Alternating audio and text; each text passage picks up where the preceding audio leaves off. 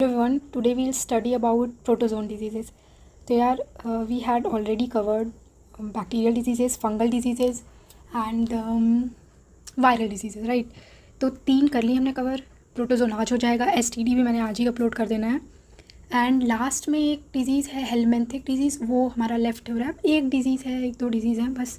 कभी मैं short video and I am thinking कि 2-3 दिन के अंदर मैं सेल अपलोड कर दूँ. Okay, so stay tuned for sale. we'll start deeper biology, right? Cell, फिर उसके आगे tissue and stuffs like that. Okay, तो यार मलेरिया से स्टार्ट करते हैं. I am not going in so much detail, है ना, कि जितना आपको 11th की NCERT तो पढ़नी नहीं है पूरी, है ना, मेडिकल तो निकालना नहीं है, तो हम बहुत ही कंसाइज रहेंगे. ठीक है, जितना आपको पढ़ाया जाएगा उससे ज़्यादा एग्जाम में पूछना तो नहीं चाहिए ना. ठीक है, चलो. मलेरिया. तो मलेरिया क्या होता है कि एक डिज़ीज़ है जो कि प्रोटोजोन की वजह से हमें, जितने भी डिजीज़ सब प्रोटोजोआ ही कॉज करेंगे. ठीक है, तो मलेरिया डे हम एवरी ईयर मनाते हैं 25 अप्रैल को, राइट? ये कुछ ऐसा ये मच्छर दिखता है जिसकी वजह से हमें मलेरिया होता है. ये देख लो भाई. ओके, एनीवेज, अब कॉजेटिव एजेंट क्या है?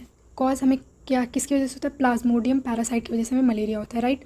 वेक्टर क्या है इसका? तो वेक्टर जो है इसका फीमेल एनोफिलीज. मैंने डेंगू जब पढ़ाया था तब आपको बताया था डेंगू कि जितने भी डिजीज़ेज़ हैं ना, वो मोस्टली आई थिंक अभी तक तो मेरे हिसाब से जितने, तो सब फीमेल ही कैरियर्स हैं, सब फीमेल वेक्टर है. ओके, तो यहाँ भी फीमेल एनोफिलीज मॉस्किटो जो है वो मलेरिया कॉज करती है. ओके, अब एंटर ह्यूमन्स में किस फॉर्म में एंटर करता है? ओके, मतलब इन्फेक्शियस फॉर्म क्या होती है इसकी ह्यूमन्स में? तो इन्फेक्शियस फॉर्म जो है ये स्पोरोजोइट है. Okay, this is important. अगर कुछ बहुत ऐसा पूछ रहा है ना कि ऐसे ही पूछ लूँ, बता ही नहीं पाएंगे, नॉन बायोलॉजी वाले बता लोगे तुम लोग. स्पोरोजोइड, ठीक है, तो वो स्टेज क्या होगी? Sporozoite, infectious form. अब मुझे मलेरिया तो बस इतना ही था. मुझे एक चीज़ इंपॉर्टेंट लगी कि भाई ये इंक्लूड कर देते हैं ना. तो डिफरेंट टाइप्स ऑफ जो मलेरिया होती हैं वो मैंने इंक्लूड कर दिया है. तो पहली क्या है? Plasmodium falciparum. अब ये जो है ये मोस्ट फैटल होता है. मोस्ट फैटल मीन्स सबसे ज़्यादा डेडली जो होता है ना, कि कह दे कि मतलब ख़त्म ही कर देगा इंसान को, वो ये मलेरिया है. इसकी वजह से हो रहा है वो. ठीक है, तो ये सबसे ज़्यादा डेडली है. ओके, अब प्लाज्मोडियम वाइवैक्स एक होता है, एक होता है प्लाज्मोडियम मलेरिया. ये 3 टाइप के हमारे मलेरिया हैं. अब हम अपने सेकेंड डिजीज़ की तरफ बढ़ते हैं. अमीबिक डाइसेंट्री और अमीबाइसिस. अमीबिक डाइसेंट्री में क्या होता है? ये देख रहा है, इंटेस्टाइन दिख रही है, इसको ही अफेक्ट करता है ये. ठीक है, ये पूरा इंटेस्टाइन में अफेक्टेड एरिया. मैंने बहुत अब इंटेस्टाइन की तो असली फ़ोटो यही है, ऐसा ही. ठीक है, चलो पढ़ते हैं. ये इसका कॉजेटिव एजेंट क्या होता है? Entamoeba histolytica.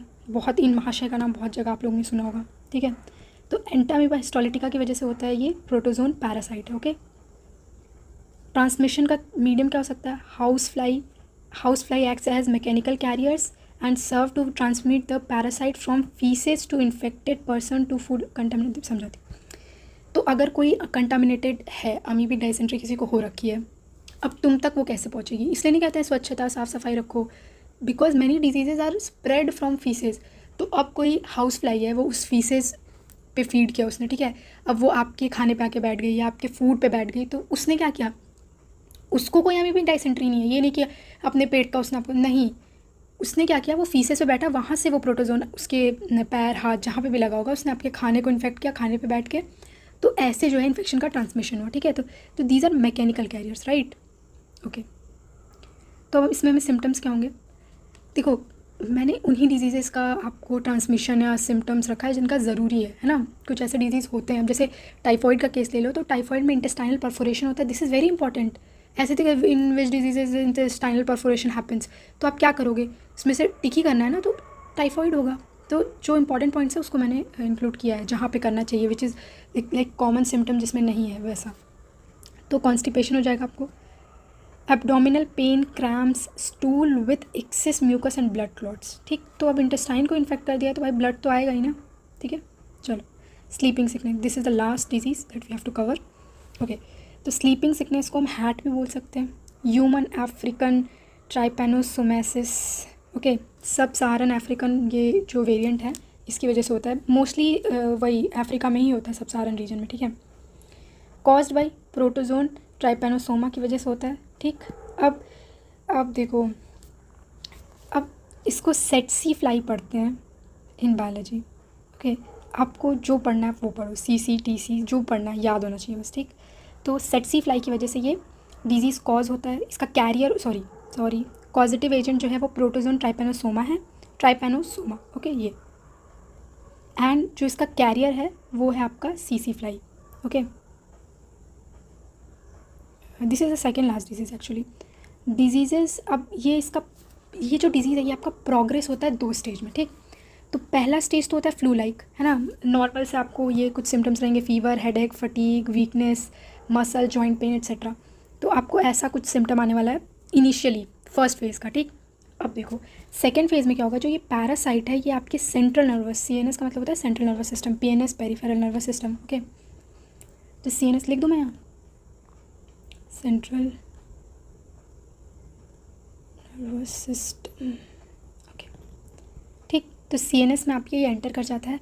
अब उसकी वजह से क्या होता है सेकेंड, अब देखो जैसे ही आपके ब्रेन में गया है ना, CNS central brain spinal cord यहाँ पे इन्फेक्ट किया, इसने जाके इवेट किया, तो उसकी वजह से क्या आपको neurological and psychiatric issues create हो गए, राइट, मतलब दिमाग ख़राब होना ऐसा। Now this is the last disease, okay sorry, last disease is kala azar और visceral leishmaniasis, okay. So this disease is basically India में हम काला आज़ार कहते हैं, ब्लैक डिजीज़ भी बोलते हैं इसको, black disease, okay, black disease. तो ये होता किसकी वजह से, कॉज्ड बाय लेशमैनिया, ठीक, लीशमैनिया। अब इसका कैरियर क्या होता है, कैरियर इसकी सैंड फ्लाई होती है, ओके। ब्लैक डिजीज़ इसको, हाँ वही ब्लैक डिजीज़ और काला आज़ार, ठीक, जो भी बोलो इसको, okay. Referring to the greyish और blackish skin coloration sometimes observe during the infection. तो इन्फेक्शन के टाइम पे ये जो इसका कलर जैसा हो जा रहा है ना, उसकी वजह से इसको हम काला आज़ार हिंदी बोलते हैं, और या ब्लैक डिजीज़ के इंग्लिश में, राइट। तो यार ये थे हमारे पूरे बैक्टीरियल डिजीज़ेज़। अब देखो मैं एक समरी कर देती हूँ ना कैरियर्स की। तो पहला मलेरिया, साथ साथ में बोलना, ठीक है। मलेरिया किसकी वजह से होता है, कॉज बाय प्लाज्मोडियम पैरासाइट, और वेक्टर क्या है, फीमेल एनोफिलीज मॉस्किटो। कितने टाइप के मलेरिया होते हैं, Plasmodium falciparum, Plasmodium vivax and Plasmodium malaria. Most fatal कौन होता है, फैल्सीफेरम। अमीबिक डायसेंट्री किसकी वजह से होती है, हाँ, अमीबिक डायसेंट्री का पॉजिटिव एजेंट क्या है जो कॉज करता है, एंटामीबा हिस्टोलिटिका। ट्रांसमिशन किसके थ्रू होता है, हाउस फ्लाई मैकेनिकल कैरियर होती है। सिम्टम्स, ठीक है चलो छोड़ो, ओके। स्लीपिंग सिकनेस जो होता है उसका पॉजिटिव एजेंट क्या होता है, ट्राइपेनोसोमा। और कैरियर क्या होता है इसका, सेट्सी फ्लाई होती है, ठीक। कैरियर होता है 2 फेजेज़ में होता है ये, एंड फर्स्ट फेज़ में flu like symptom, second phase में आपको न्यूरोलॉजिकल इश्यूज़ हो जाते हैं, क्योंकि CNS को इन्वेट कर देता है। एंड लास्ट डिजीज़ इज काला आज़ार क्या होता है, विसरल लीशमैनियासिस, ब्लैक डिजीज़ भी बोलते हैं, ठीक है। इसका कॉस्टिव एजेंट क्या होता है, लेशमैनिया, एंड कैरियर सैंड फ्लाई, बस, ओके। सो समरी भी कर दी है मैंने।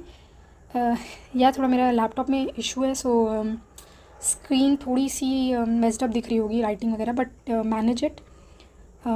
कुछ वीडियोज़ में ऐसे ही चलेगा, then we'll go through the proper video procedure, okay.